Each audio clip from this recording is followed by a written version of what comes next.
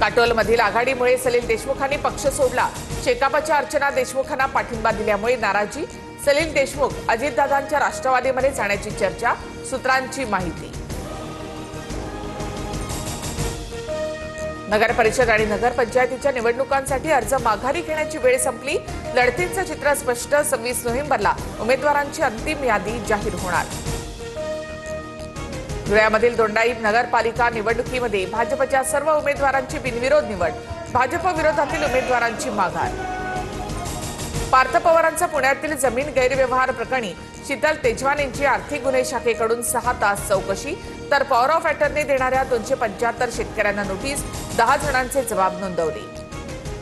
पुण्यातील मुंडवा प्रकरणात चौकशी होते हेच भाग्य। सत्यता खूप दिवस लपणार नाही। काही झालं तरी पार्थ पवार यातून सुटणार नाहीत, अंबादास दानवेंचा इशारा। एकनाथ शिंदे आणि गणेश नाईक आज एकत्र येणार। नवी मुंबईतील शिवपुतळ्याचं आज अनावरण। काही दिवसांपूर्वी विनापरवानगी अमित ठाकरेंनी अनावरण केल्यामुळे वाद झाला होता। शिवरायांच्या पुतळ्याच्या अनावरणासाठी सरकारला आत्ता जाग आली। 4 महिने प्रलंबित स्मारकाचं अमित ठाकरेंमुळे 4 दिवसात आता लोकार्पण। मनसे नेते गजानन काळे यांची टीका। 8 एकर जमिनीचा वाद। रुग्णालयाच्या आवारात 85 वर्षीय वयोवृद्ध व्यक्तीला लाथाबुक्क्यांनी बेदम मारहाण। कागल पोलीस ठाण्यामध्ये 8 जणांच्या विरोधात गुन्हा दाखल। पुण्यामध्ये पोलिसांनी आंदेकर टोळीची धिंड काढली। नानापेठ आणि गणेशपेठ परिसरातून गुंड कृष्णा, अभिषेक आणि शिवराज आंदेकरची धिंड।